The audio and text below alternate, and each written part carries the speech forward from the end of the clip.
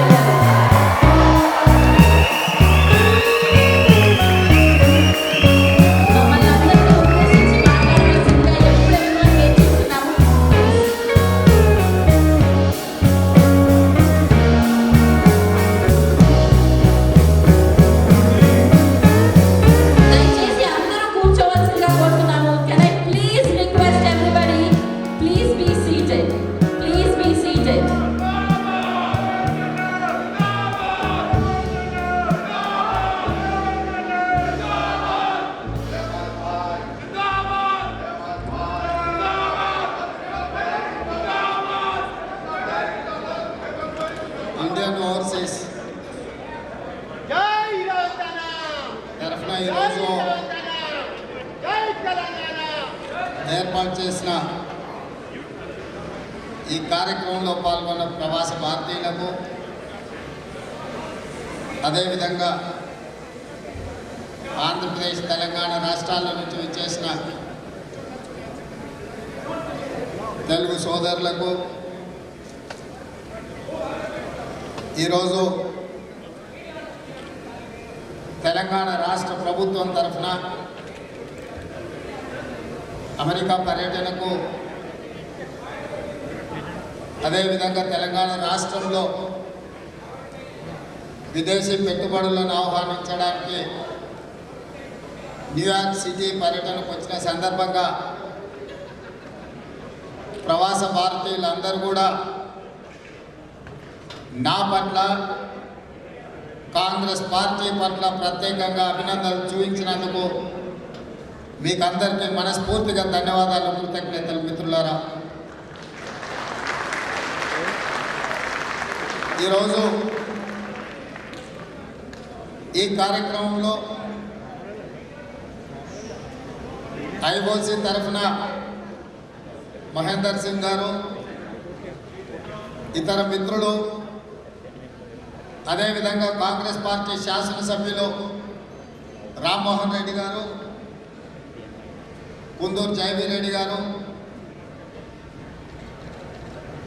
ఇతర కాంగ్రెస్ పార్టీ నాయకులందరూ ఈ కార్యక్రమంలో పాల్గొని మీ అందరినీ తెలంగాణ రాష్ట్రంలో హైదరాబాద్ నగరంలో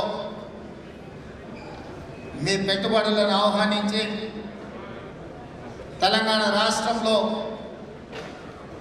మీకు సంపూర్ణమైన సహకారం రాష్ట్ర ప్రభుత్వం తరఫున ఉంటుందని తెలియజేయడానికి ఇక్కడికి అందరూ రావడం జరిగింది.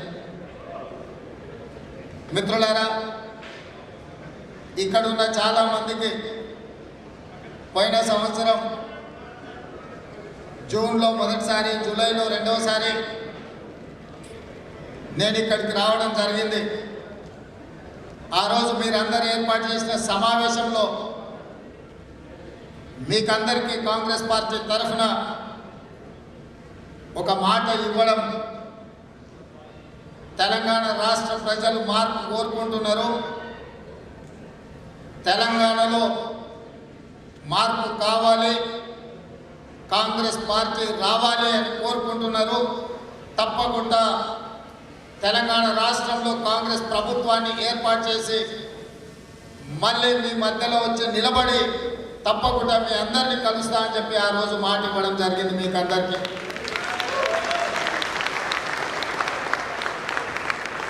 సరిగ్గా 365 రోజులు తిరిగే కల్లా మీ అందరి సహకారంతో, ముఖ్యంగా ఎన్ఆర్ఐ మిత్రులు, ఎన్ఆర్ఐ మిత్రుల కుటుంబాలు మీ అందరి సహకారంతో తెలంగాణ రాష్ట్రంలో శాశ్వతంగా అధికారంలో ఉంటామని, మా ఆధిపత్యమే జరుగుతుంది అని, ప్రజలపై ఆధిపత్యాన్ని చెలాయిస్తామని విర్రవీగిన వాళ్ళను మీ అందరి సహకారంతో కూకటి వేళ్లతో పెకిలించి బంగాళాఖాతంలో వేయడానికి ప్రతి కాంగ్రెస్ పార్టీ కార్యకర్త కృషి చేయడం జరిగింది. యాదృచ్ఛికంగా అయినా ఈరోజు న్యూయార్క్ పక్కలోనే ఈ సమావేశాన్ని ఏర్పాటు చేసుకున్నాం. న్యూయార్క్ నగరంలో స్టాచ్యూ ఆఫ్ లిబర్టీ ఒక్కసారి చూసినప్పుడు తన కాళ్ళకు తెగిన బానిస సంఖ్యలు, తన చేతిలో ఒక వెలుగులు నింపే ఒక టార్చ్ కనిపిస్తుంది. ఇవి దేనికి సింబాలిజం అంటే, బానిస సంఖ్యలను తెంచుకొని స్వేచ్ఛా వాయువులను పీల్చుకోవడానికి సంకేతంగా స్టాచ్యూ ఆఫ్ లిబర్టీని న్యూయార్క్ నగరంలో నిర్మించడం జరిగింది. ఈరోజు సరిగ్గా డిసెంబర్ 3, 2023 నాడు తెలంగాణ రాష్ట్రంలో తెలంగాణ ప్రజలు తెలంగాణ తల్లి బానిస సంఖ్యలను తెంచి తెలంగాణ ప్రజలకు స్వేచ్ఛను ప్రసాదించి తెలంగాణ రాష్ట్రంలో ప్రజా ప్రభుత్వాన్ని ఏర్పాటు చేసే అద్భుతమైన తీర్పును డిసెంబర్ 3 తారీఖు నాడు ఇవ్వడం జరిగింది. తెచ్చుకున్న తెలంగాణ రాష్ట్రం కొద్దిమంది చేతిలో బందీ అయి చాలామంది తెలంగాణ 10 సంవత్సరాలలో దోపిడీకి గురైందని భావించింది. నేను కూడా ఈ 10 సంవత్సరాలు ప్రతిపక్షంలో ఉండి ప్రజా సమస్యల మీద పోరాటం చేసినప్పుడు తెలంగాణ రాష్ట్రం ఒక కుటుంబం చేతిలో దోపిడీకి లోనవుతున్నదని భావించిన. కానీ ముఖ్యమంత్రిగా బాధ్యతలు చేపట్టి 8 నెలల పరిపాలనలో నేను చూసింది, నాకు కలిగిన అవగాహన, 10 సంవత్సరాల దోపిడీ కాదు, 100 సంవత్సరాల తెలంగాణ విధ్వంసం జరిగింది. ఇవాళ తెలంగాణ ఒక కుటుంబం చేతిలో విధ్వంసానికి లోనై ఈరోజు దిక్కుదెలవని పరిస్థితిలో తెలంగాణ యువత కొట్టుమిట్టాడుతున్నారు. అందుకే 8 నెలలు మొదటి 90 రోజుల్లోనే ఈ తెలంగాణ ఉద్యమం ఏ ఉద్యోగ ఉపాధి అవకాశాల కోసం ఉవ్వెత్తున లేచిందో, వందలాది మంది బిడ్డలు ఆత్మ బలిదానాలు చేసుకొని తెలంగాణ రాష్ట్రం సాధించిందో, వాళ్ళ ఆకాంక్షల మేరకు తెలంగాణ రాష్ట్రంలో ప్రధానమైన నిరుద్యోగ సమస్య మీద ప్రత్యేక దృష్టి పెట్టి 90 రోజుల్లో 30,000 ప్రభుత్వ ఉద్యోగ నియామకాలు నిరుద్యోగ యువకులకు ఇవ్వడం ద్వారా ఆనాడు తెలంగాణ ఉద్యమంలో లక్షలాదిగా పాల్గొన్న నిరుద్యోగ యువకులకు ఒక నమ్మకాన్ని, విశ్వాసాన్ని వాళ్ళ రేవంత్ అన్నగా కల్పించే ప్రయత్నం నేను చేసిన. 10 సంవత్సరాల తెలంగాణ రాష్ట్ర సాధనలో జరగని నియామకాలను 90 రోజుల్లోనే 30,000 నిరుద్యోగ యువకులకు ఎల్బీ స్టేడియంలో మేము ప్రమాణ స్వీకారం చేసినామో అదే ఎల్బీ స్టేడియానికి 30,000 నిరుద్యోగ యువతీ యువకుల యొక్క తల్లిదండ్రులను పిలిపించి వాళ్ళ కళ్ళల్లో ఉన్న ఆనందాన్ని, వెలుగులను చూస్తూ వాళ్లకు నియామక పత్రాలు ఇవ్వడం జరిగింది. ఎన్నికల కంటే ముందు నేను గ్రామాలలో పాదయాత్ర చేసినప్పుడు నిరుద్యోగ యువకులకు నేను విజ్ఞప్తి చేయడం జరిగింది. తండ్రి కొడుకుల ఉద్యోగాలు మీరు ఊడగొట్టండి, మీకు వేలాది ఉద్యోగాలు ఇచ్చే బాధ్యత నాదే అని చెప్పిన నిరుద్యోగ యువకులు ఆ మాట నిలబెట్టుకొని తండ్రి కొడుకుల ఉద్యోగాలు ఊడగొట్టిండ్రు. అందుకే ఈరోజు తెలంగాణ రాష్ట్రంలో 30,000 ఉద్యోగ నియామకాలే కాదు, ఇంకొక 35,000 ఉద్యోగ నియామకాల కోసం నోటిఫికేషన్లు ఇవ్వడం జరిగింది. అది డిఎస్సి నోటిఫికేషన్ కావచ్చు, గ్రూప్ 1 నోటిఫికేషన్ కావచ్చు, గ్రూప్ 2, గ్రూప్ 3 నోటిఫికేషన్స్ కావచ్చు, పోలీస్ రిక్రూట్మెంట్ కావచ్చు, పారామెడికల్ సిబ్బంది కావచ్చు. ఇట్లా రాష్ట్ర ప్రభుత్వంలో వివిధ శాఖలలో ఉన్న ఉద్యోగ ఖాళీలను ఒకటొకటిగా తెలుసుకుంటూ ఒక్కొక్క నోటిఫికేషన్ ఇచ్చుకుంటూ ఈరోజు నిరుద్యోగ యువకులు కోచింగ్ సెంటర్ల చుట్టూతో తిరగడం కాదు, పోటీ పరీక్షలకు ప్రిపేర్ అవ్వడంలో నిమగ్నమై ఉన్నారు. ఒక్క పక్కన ఈ పని చేస్తూనే రెండో పక్కన పార్లమెంటు ఎన్నికలను ఎదుర్కొని పార్లమెంటు ఎన్నికలు పూర్తి అవ్వగానే బడ్జెట్ సమావేశాలను ఏర్పాటు చేసి శాసనసభ సమావేశాలను నిర్వహించడం. మీరందరూ నాకు తెలిసి చాలామంది మిత్రులు నాతో చెప్పడం జరిగింది. అప్పుడెప్పుడో ఉమ్మడి రాష్ట్రంలో ఉన్నప్పుడు వైఎస్ రాజశేఖర రెడ్డి గారు, చంద్రబాబు నాయుడు గారు ఉన్నప్పుడు శాసనసభ సమావేశాలను మేము చూసేది. మళ్ళీ ఎప్పుడూ అవకాశం రాలే. ఇప్పుడు మళ్ళీ శాసన సమావేశాలను చూసే విధంగా, సమస్యల మీద చర్చ జరిగే విధంగా, ప్రతిపక్షాలకు కూడా మాట్లాడే అవకాశం ఇచ్చి రాష్ట్ర ప్రభుత్వం తన విధి విధానాలను ప్రజలకు వివరించే వేదికగా శాసనసభను మీరు నడిపించారు, మీకు అభినందనలు అని చెప్పి మాకు చెప్పడం జరిగింది. మీరందరూ చూసారు శాసనసభలో సమస్యల మీద మాట్లాడమంటే మేము మాట్లాడాం, పోడియం దగ్గరకు వచ్చి మేము ధర్నా చేస్తాం, మమ్మల్ని మార్షల్స్ని పెట్టి బయటపడేయండి, మీరు చెప్పే కఠోరమైన నిజాలు వినడానికి మేము సిద్ధంగా లేము అన్నట్టుగా ప్రతిపక్ష పార్టీ వ్యవహరించింది. నేను స్పీకర్ గారికి విజ్ఞప్తి చేసిన, వీళ్ళని బయటపడేస్తే ఇంటికి పోయి ఫామ్ హౌస్లో పడుకుంటారు, పోడియంలోనే అట్లానే గంటల కొద్దీ నిలబెట్టి వాళ్ళు చేసిన క్రూరమైన నేరాలను వాళ్ళు తెలుసుకునే విధంగా ఈ సభలో చర్చ జరపడం ద్వారా వాళ్ళు చేసిన ఘోరాలేంటో సమాజానికి తెలియజేట్టు చర్చలు శాసనసభలో జరగాలి అని రాత్రి 3:30 వరకు, ఉదయం 10 గంటలకు మొదలైతే అర్ధరాత్రి 3:30 వరకు శాసనసభ సమావేశాలు ఈ 70 సంవత్సరాలలో ఎప్పుడూ జరగని విధంగా తెల్లవారుజామున 3:30 గంటల వరకు కూడా పద్దుల మీద చర్చలు పెట్టినాం. ఎందుకంటే కాంగ్రెస్ పార్టీ ప్రజాస్వామ్యాన్ని విశ్వసిస్తుంది. కాంగ్రెస్ పార్టీ కొట్లాడి దేశానికి స్వతంత్రం తెచ్చింది. కాంగ్రెస్ పార్టీ కొట్లాడి దేశానికి రాజ్యాంగాన్ని ఇచ్చింది. కాంగ్రెస్ పార్టీ ఇచ్చిన రాజ్యాంగాన్ని గౌరవించే బాధ్యత కాంగ్రెస్ ప్రజాప్రతినిధులుగా మా మీద ఉన్నది. కాబట్టి ప్రజాస్వామ్యంలో ప్రతి సమస్యకు చర్చలే పరిష్కారాన్ని చూపిస్తాయి. ఈ చర్చల ద్వారానే ప్రజలకు ప్రభుత్వం యొక్క విధి విధానాలు తెలుస్తాయని చెప్పి చర్చల్ని చేపట్టడం జరిగింది. చర్చించడానికి ఏమి లేక చేసిన విషయాలను చెప్పినప్పుడు ప్రజల ముందుగా దోషిగా నిలబడాల్సి వస్తుందని శాసనసభలో జరుగుతున్న చర్చలలో పాల్గొనకుండా తప్పించుకునే ప్రయత్నం చేసిన ఎవరిని బయటకు వదలలేదు. శాసనసభలో తెల్లవారుజామున వరకు వాళ్ళని కూర్చోబెట్టి చర్చల్ని నిర్వహించే కార్యక్రమం కాంగ్రెస్ పార్టీ చేసింది. అందుకే ఈరోజు మిత్రులారా, శాసనసభ సమావేశాలు ముగిసిన వెంటనే నేను ఎల్బీ స్టేడియంలో టీచర్ల ఆత్మీయ సమ్మేళనానికి వెళ్ళినా.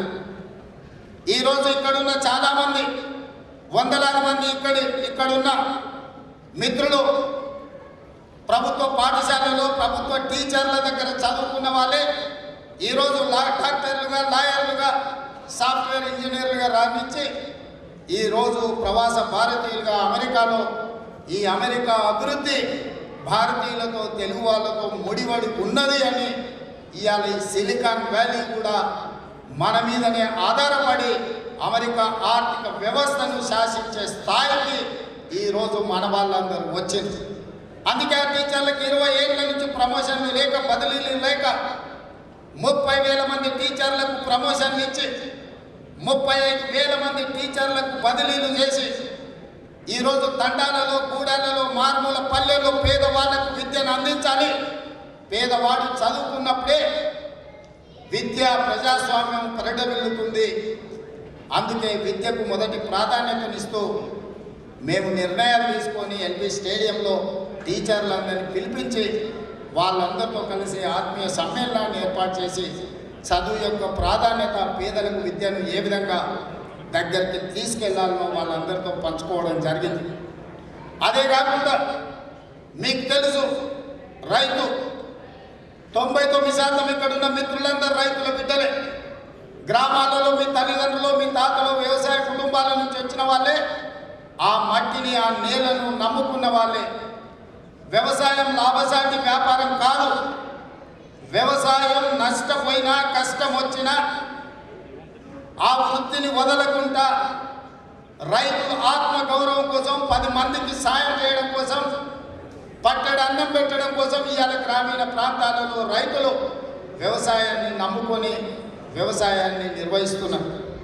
చాలామంది ఇక్కడ ఉన్న వాళ్ళు తల్లిదండ్రులతో అంటుంటారు, ఎందుకు మనకు ఆ వ్యవసాయం, మనం సంపాదించుకున్నాం, అమెరికాలో ఉన్నాం, మీరు కావాలంటే ఇక్కడ వచ్చి ఉండండి, లేకపోతే హైదరాబాద్లో ఉండండి అని. కానీ మీ తల్లిదండ్రులు లేదు, మేము గ్రామాన్ని నమ్ముకున్నాం, ఈ నేలను నమ్ముకున్నాం, ఈ భూమిని నమ్ముకున్నాం, నష్టం వచ్చినా కష్టం వచ్చినా వ్యవసాయమే చేస్తామని. అలాంటి రైతులకు అప్పుల భారం పెరిగి ఆత్మహత్యలు చేసుకునే పరిస్థితుల నుంచి రైతులను కాపాడడానికి ఈరోజు కాంగ్రెస్ పార్టీ రైతు రుణమాఫీ ఏకదాటిన 31,000 కోట్ల రూపాయల రైతు రుణమాఫీ చేసి తెలంగాణ రాష్ట్రంలో ఏ ఒక్క రైతు అప్పుల ఊపిలో కూరుకుపోకూడదు, ఈ అప్పులతో ఎక్కడ ఆత్మహత్యలు జరగకూడదు అని చెప్పి మేము నిర్ణయం తీసుకున్నాం. కొంతమంది తప్పుబట్టిన రైతులకు రుణమాఫీ ఎందుకు చేస్తున్నారని నేను అడుగుతున్న ఈ వేదిక మీద నుంచి తప్పుబట్టిన వాళ్ళని 10 సంవత్సరాలలో నరేంద్ర మోడీ ప్రధానమంత్రిగా కార్పొరేట్ కంపెనీలకు 14 లక్షల కోట్ల రూపాయల ఏకదాటిన రుణమాఫీ చేసి కంప్లీట్ లోన్ వేవ్ చేసినప్పుడు బ్యాంకుల్లో రుణాలు తీసుకొని బ్యాంకులను మోసగించి దేశ సరిహద్దులు దాటుతున్న వాళ్లకు 14 లక్షల కోట్ల రూపాయల రుణమాఫీ మీరు చేసినప్పుడు మమ్మల్ని పెంచిన, మాకు పట్టడి అన్నం పెట్టిన రైతాంగం కోసం 31,000 కోట్ల రుణమాఫీ చేస్తే నీకు వచ్చిన కష్టమేంది, నీకైన నొప్పేంది అని చెప్పి శాసనసభలో నేను మాట్లాడడం జరిగింది. ఇవాళ ఇక్కడ ఉన్న మిత్రులకు కూడా కొందరికి అపోహలు ఉండొచ్చు, ఈ రకంగా ఉచితాలు పంచుకుంటూ పోతే దేశ ఆర్థిక వ్యవస్థ దెబ్బతింటుంది అని. ఎస్, అనుచితంగా ఉచితాలు ఇవ్వడం తప్పు, అర్హత లేని వాళ్లకు ఉచితంగా ఇవ్వడం తప్పు. ఆర్థికంగా కోట్లాధిపతులైన వాళ్ళు ప్రభుత్వం ఇస్తున్న ఉచితాలను వాళ్ళు తీసుకోకుంటుంటే మంచిది. నిజమైన పేదవాడికి ప్రభుత్వం వైపు నుంచి సహకారం అందించాల్సిన బాధ్యత ప్రజాప్రభుత్వం మీద ఉన్నది. అందుకే ఈరోజు కాంగ్రెస్ పార్టీ ఆడబిడ్డలకు ఆర్టీసీలో ఉచిత ప్రయాణాన్ని ఏర్పాటు చేసి ప్రతి నెల 350 కోట్ల రూపాయలు, సంవత్సరానికి దాదాపుగా 3,500 కోట్ల రూపాయలు ఆర్టీసీ కార్పొరేషన్కి ఆడబిడ్డల ఉచిత ప్రయాణం కోసం ఈరోజు మేము చెల్లిస్తున్నాం. ఎందుకంటే ఆడబిడ్డకు ఆర్థిక స్వతంత్రం ఉన్నప్పుడే ఆ కుటుంబం మనుగడ సాధిస్తుంది అని సంపూర్ణంగా మేము విశ్వసిస్తున్నాం. ప్రతి పేదవాడికి ఇంట్లో 200 యూనిట్ల వరకు ఉచిత కరెంట్ అందించినాం. రాజీవ్ ఆరోగ్యశ్రీతో హెల్త్ సెక్యూరిటీ 10 లక్షల రూపాయల వరకు ఉచిత వైద్యాన్ని అందిస్తున్నాం. ఇవాళ ప్రతి పేదవాడిని ఆదుకోవాలన్న ఆలోచన మన ప్రభుత్వం చేస్తున్నది. మరి ఈ సంక్షేమ పథకాలు అమలు చేయాలి, నిరుద్యోగ సమస్యను తీర్చాలి, ఇన్నిటిని పరిష్కరించాలి అంటే రాష్ట్ర ఆదాయాన్ని పెంచాలి. రాష్ట్ర ఆదాయాన్ని పెంచాలనే ప్రాధాన్యతలో Congress party education and irrigation ప్రధానమైన వృత్తిగా పేద ప్రజలకు అందించాలన్న ఆలోచనతో పాటు ఎంప్లాయ్మెంట్ క్రియేట్ చేయాలి అని అంటే ఇన్వెస్ట్మెంట్స్ తీసుకురావాలి. ఆ ఇన్వెస్ట్మెంట్స్ తీసుకురావడం కోసమే ఈరోజు న్యూయార్క్ నగరంలో మీ మధ్యలో వచ్చి నిలబడ్డాను. మిత్రులారా, ఈ పర్యటన యొక్క ముఖ్య ఉద్దేశం మనల్ని కన్న ప్రాంతం, మనల్ని పెంచిన ప్రాంతం, మనల్ని నమ్ముకున్న ప్రాంతం తెలంగాణ ప్రాంతాన్ని, హైదరాబాద్ నగరాన్ని అభివృద్ధి పదం వైపు నడిపించాలి అంటే ప్రవాస భారతీయుల పెట్టుబడులు మన రాష్ట్రానికి రావాలి. ఇతర దేశాలలో ఉన్న మల్టీనేషనల్ కంపెనీలను మన దేశంలో పెట్టుబడులు పెట్టే విధంగా ప్రోత్సహించాలి. ఆ కార్యాచరణ, ఆ ప్రణాళికతోనే ఈరోజు ఇక్కడికి రావడం జరిగింది. మీ అందరికీ నా విజ్ఞప్తి, తెలంగాణ రాష్ట్ర ప్రభుత్వం తరఫున మన రాష్ట్రంలో పెట్టుబడులు పెట్టడానికి సహకరించండి. ఈరోజు హైదరాబాద్ నగరంలో కోవిడ్ వచ్చే వరకు ఫార్మా ఎంత గొప్పగా హైదరాబాద్ నగరంలో తెలంగాణ ప్రాంతంలో ఉందో ఎవరికి తెలియదు. 4 వ్యాక్సిన్స్ కోవిడ్ సందర్భంలో ఉంటే 3 తెలంగాణ రాష్ట్రం నుంచే ఉత్పత్తి అవుతున్నది. 1 పూనాలో. దీనికి కారణం 1965లో ఆనాడు పండిత్ జవహర్లాల్ నెహ్రూ తర్వాత శ్రీమతి ఇందిరాగాంధీ గారు హైదరాబాద్ నగరంలో ఐడిపిఎల్ను ప్రారంభించింది కాబట్టి, అక్కడ రీసెర్చ్ అండ్ డెవలప్మెంట్ జరిగింది కాబట్టి అక్కడ ఉద్యోగులుగా చేరిన వాళ్ళు బయటకు వచ్చి SOL రెడ్డి ల్యాబ్స్ లాంటి, హెటరో డ్రగ్స్ లాంటి ఫార్మా కంపెనీలను, పెద్ద పెద్ద కంపెనీలు, బయాలజికల్ ఈవెంట్ ఇట్లాంటి పెద్ద కంపెనీలను ప్రారంభించారు కాబట్టి ఈరోజు దేశంలోనే బల్క్ డ్రగ్ ఫార్మా మనము ఒక దిగ్గజాలుగా తెలంగాణ రాష్ట్రం రాణించింది. ఇదే కాదు, ఐటీ రంగంలో ఈరోజు లక్షలాది మంది మీరు అమెరికన్ ఎకానమీని మీరు ఈరోజు డిక్టేట్ చేయగలిగిన స్టేజ్కి వచ్చిందంటే మీరు అందరూ ఐటీ నిపుణులు. దీనికి ప్రధానమైన కారణం ఆనాడు రాజీవ్ గాంధీ గారు సాంకేతిక విప్లవం రావాలి, భారతీయుల యొక్క నిరుద్యోగ సమస్య పరిష్కరించాలని, దేశానికి కంప్యూటర్ను అందించాలని మొట్టమొదట భారతదేశానికి కంప్యూటర్ను పరిచయం చేసింది రాజీవ్ గాంధీ గారు. హైటెక్ సిటీకి మొట్టమొదట పునాది వేసింది నేదురుమల్లి జనార్దన్ రెడ్డి గారు. కానీ కొన్ని ప్రత్యేక పరిస్థితుల వల్ల అది ఆగిపోతే నారా చంద్రబాబు నాయుడు గారు ముఖ్యమంత్రిగా బాధ్యత నిరుద్యోగ సమస్యను పరిష్కరించాలి. మనం ఇచ్చే ఉద్యోగాలు తక్కువ, మనం కల్పించే ఉపాధి తక్కువ, మన ప్రాంతంలో యువకులను, యువ సంపదను ప్రపంచంతో పోటీ పడ్డప్పుడే రాణించగలుగుతామని చెప్పి వారు ప్రత్యేక కార్యాచరణను తీసుకొని హైటెక్ సిటీని నిర్మించడమే కాకుండా ఈరోజు హైదరాబాదు నగరంలో ప్రపంచ స్థాయి ఐటీ సంస్థలు వచ్చినాయి అని అంటే అది విప్రో కావచ్చు, ఇన్ఫోసిస్ కావచ్చు, గూగుల్ కావచ్చు, you name it, any bigs are there. ఇవన్నీ కూడా ఆనాటి ముఖ్యమంత్రులు తెలంగాణ రాష్ట్రం మీద, హైదరాబాద్ మీద ప్రత్యేకంగా దృష్టి పెట్టడం.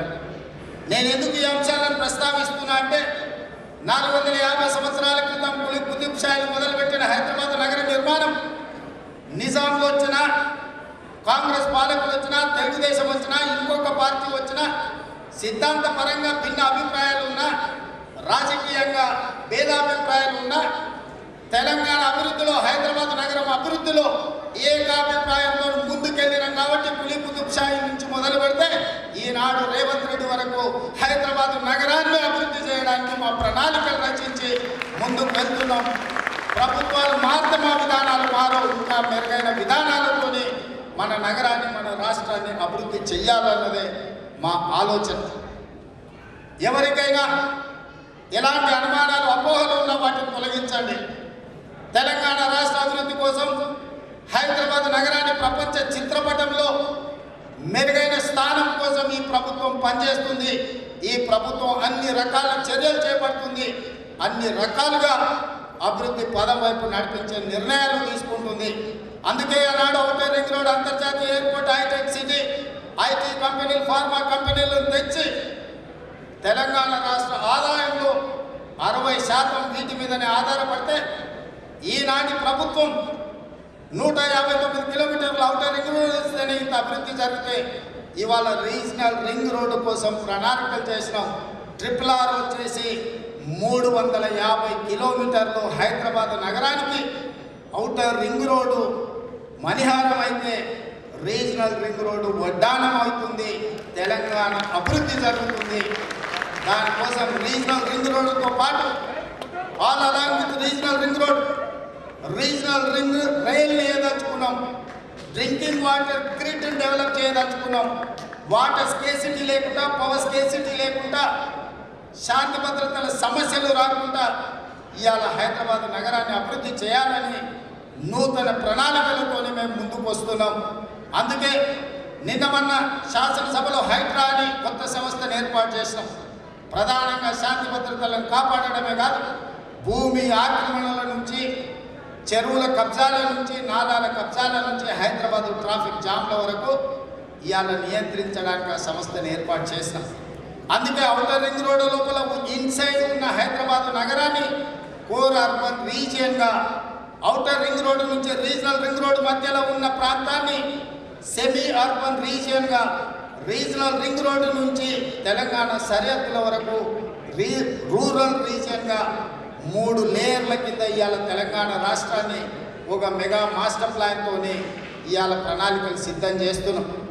అదేవిధంగా కులీ కుతుబ్షా నిజాంలు హైదరాబాద్ నగరాన్ని నిర్మించారు. అదేవిధంగా సికింద్రాబాద్ నగరాన్ని బ్రిటిషర్ సహకారంతో నిర్మించారు. సైబరాబాద్ సిటీ చంద్రబాబు నాయుడు, రాజశేఖర రెడ్డి గారు నిర్మించారు. ఇప్పుడు ఈ ప్రభుత్వం మొదటి సిటీ హైదరాబాద్, రెండవ సిటీ సికింద్రాబాద్, మూడవ సిటీ సైబరాబాద్, ఇప్పుడు 4వ city, 4th city, that is called future city. ముచ్చెర్లలో ఎయిర్పోర్ట్కి 20 నిమిషాల డ్రైవ్లో 4th సిటీ రాబోతుంది. That is our future city. We are going to establish everything in one roof. That is called our future city, our 4th city. Pharma, sports, education, medical tourism, everything. ప్రతిదీ అక్కడ చెయ్యాలని ప్రణాళికలు వేసాం. రీసెంట్గానే young India skills university అని నైపుణ్యత నేర్పడానికి కొత్త యూనివర్సిటీని తెలంగాణ రాష్ట్ర ప్రభుత్వం తీసుకొచ్చింది. ఇది PPP model. Most likely Anand మహీంద్రాని ఆ యూనివర్సిటీ చైర్పర్సన్ కింద నేను రిక్వెస్ట్ చేసిన 2 రోజుల్లో ఆనంద్ మహీంద్ర మన తెలంగాణ ప్రభుత్వం ఏర్పాటు చేసే స్కిల్స్ యూనివర్సిటీకి చైర్పర్సన్గా బాధ్యత తీసుకోబోతున్నాడు. ప్రపంచంలో నైపుణ్యంకి చాలా డిమాండ్ ఉంది. అందులో నైపుణ్యం నేర్పించే అందరు రూరల్ నుంచి వచ్చే విద్యార్థులకు ఈరోజు అక్కడ స్కిల్స్ యూనివర్సిటీలో వాళ్ళని ఎంపవర్ చేయాలనే ప్రయత్నం చేస్తున్నాం. అదేవిధంగా అక్కడనే గర్ల్స్ క్లబ్, అక్కడనే BCCIతో మాట్లాడినాం. ఇంటర్నేషనల్ స్టాండర్డ్ క్రికెట్ స్టేడియం, అక్కడనే ఒక 1000 ఏకర్స్లో మెడికల్ టూరిజం హబ్ క్రియేట్ చేస్తున్నాం. మిడిల్ ఈస్ట్ కంట్రీస్ నుంచి చాలామంది వైద్యం కోసం మన రాష్ట్రానికి, మన దేశానికి వస్తున్నారు. అదేవిధంగా ఇవాళ అమెరికా కోవిడ్ తర్వాత చైనా +1 కంట్రీ కోసం ఎదుగుతున్నారు. ఇవాళ చైనాలో జరిగిన పరిణామాలతోనే ఈరోజు అమెరికన్ ఇన్వెస్టర్స్ ఇంకొక చైనా +1 కంట్రీ కోసం ఆలోచన చేస్తారు. ఆ +1 కంట్రీ తెలంగాణ రాష్ట్రాన్ని +1 కంట్రీగా తీర్చిదిద్దాలని హైదరాబాద్లో ఈ medical side investments, pharma side investments, bulk drug investments, అదేవిధంగా semiconductor investment, artificial intelligence హబ్ని మనం డిజైన్ చేస్తున్నాం అక్కడ. సో ఇవాళ హైదరాబాదు తెలంగాణ రాష్ట్రం భారతదేశంలో ఉన్న 29 రాష్ట్రాలలో ఒక రాష్ట్రం కింద మీరు పరిగణించకండి. చాలామందికి ఆంధ్రప్రదేశ్తోనో, బెంగళూరుతోనో, తమిళనాడుతోనో తెలంగాణ, హైదరాబాద్ పోటీ పడుతుందని అంటున్నారు. నేను అట్లా అనుకోవడం లేదు. నేను తెలంగాణ రాష్ట్రాన్ని ప్రపంచంతోనే పోటీ పడాలనుకుంటున్నాను. తెలంగాణ రాష్ట్రం సర్వ స్వతంత్ర దేశం అయితే ప్రపంచ ప్రపంచ దేశాలతో ఏ విధంగా పోటీ పడుతుందో మీరందరూ నాకు ఈ ప్రపంచంతో పోటీ పడడానికి నాకున్న బాధ ఏంది, కష్టమైందని నేను అడగదలుచుకున్నాను మిమ్మల్ని అందరూ. అమెరికన్ కంట్రీ ఎకానమీని, ఐటీ ఇండస్ట్రీని, ఫార్మా ఇండస్ట్రీని, ఈ రోజుల్లో ఇక్కడ రియల్ ఎస్టేట్ కూడా మన వాళ్ళే శాసించే పరిస్థితికి వచ్చారు. అమెరికన్ ఎలక్షన్స్లో ఈ రోజు ఇండియన్స్ లేని రోల్ లేదు. ప్రెసిడెంట్ ఆఫ్ అమెరికా ఎలక్షన్ జరిగితే ఇండియన్స్ గురించి మాట్లాడుతున్నారు, వైస్ ప్రెసిడెంట్ ఆఫ్ అమెరికా గురించి ఎలక్షన్ జరిగితే ఇండియన్ తెలుగు అల్లుడే పోటీ పడుతున్నాడు అని చెప్తున్నారు. మరి powerful post president of America India వాళ్ళే పోటీ పడుతున్నప్పుడు మనం ఎందుకు ప్రపంచంతో పోటీ పడలేము? మనం ఎందుకు మన ప్రాంతం తెలంగాణను, హైదరాబాద్ నగరాన్ని మనం అభివృద్ధి చేసుకోలేమని మిమ్మల్ని అందరూ నేను అడగదలుచుకున్న మిత్రులారా. ఏం తక్కువ మనకు? వనరులు తక్కువనా, ఆలోచన తక్కువనా, మేధాశక్తి తక్కువనా, ప్రభుత్వం యొక్క సహకారం తక్కువనా? మనం ఎందుకు ప్రపంచంతో పోటీ పడొద్దు? పక్క రాష్ట్రాలు కాదు, పక్క రాష్ట్రాల గురించి ఆలోచనే అవసరం లేదు. పక్క దేశాలతో పోటీ పడదాం, చైనాకు ప్రత్యామ్నాయంగా తెలంగాణ రాష్ట్రాన్ని తీర్చిదిద్దుదాం. ఆర్టిఫిషియల్ ఇంటెలిజెన్స్లో కావచ్చు, ఫార్మాలో కావచ్చు, ఐటీలో కావచ్చు, స్పోర్ట్స్లో కావచ్చు, ఎడ్యుకేషన్లో కావచ్చు, మన రాష్ట్రాన్ని మనం అభివృద్ధి పదం వైపు నడిపించుకుందాం. దానికి మీ అందరి సహకారం కావాలి. ఇవాళ నాకు ఎలాంటి పేసేజాలు లేవు. పెట్టుబడిదారులు ఎవరు వచ్చినా రెడ్ కార్పెట్ వెల్కమ్ చేయడానికి రాష్ట్ర ప్రభుత్వం సిద్ధంగా ఉంది. మీ పెట్టుబడులకు మాది గ్యారంటీ. మీ పెట్టుబడులకు లాభసాటిగా మీకు సహకరించడానికి రాష్ట్ర ప్రభుత్వం పాలసీలను తీసుకొస్తుంది. మీరందరూ తెలంగాణ వైపు చూడండి, తెలంగాణకు రండి, తెలంగాణలో పెట్టుబడులు పెట్టండి. మన రాష్ట్రాన్ని మనం తీర్చిదిద్దుకుందాం. ఇవాళ ఇంత ఉన్నత స్థాయికి ఎదిగిన మీరు ఇన్ని వేల మంది ఇక్కడికి వచ్చి ఇంత గొప్పగా మీరు ఆహ్వానం వారికి అభిమానించినందుకు కాంగ్రెస్ పార్టీ తరఫున, ఓవర్సీస్ కాంగ్రెస్ తరఫున మీకందరికీ కృతజ్ఞతలు తెలియజేస్తున్నా. మరొకసారి మీకందరికీ స్వాగతం పలుకుతున్నా, మనస్ఫూర్తిగా అభినందనలు తెలియజేస్తున్నా. రండి తెలంగాణ రాష్ట్రానికి, తెలంగాణ రాష్ట్రంలో పెట్టుబడులు పెట్టండి, మన రాష్ట్రాన్ని అభివృద్ధి పదం వైపు నడిపించుకుందాం.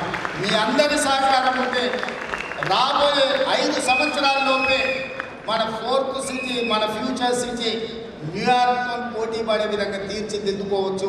అక్కడికి మెట్రో రాబోతుంది, గోదావరి జలాలు రాబోతున్నాయి. ఏమి కావాలన్నా ఏర్పాట్లు చేసే బాధ్యత నాది. మీరందరూ భరోసాతో, నమ్మకంతో తెలంగాణ రాష్ట్రానికి ధైర్యంగా రాండి అని చెప్పి మిమ్మల్ని ఆహ్వానిస్తూ మీ అందరి దగ్గర సెలవు తీసుకుంటున్నా. జై Telangana. Save a life. Download uBlood app. uBlood for the new blood.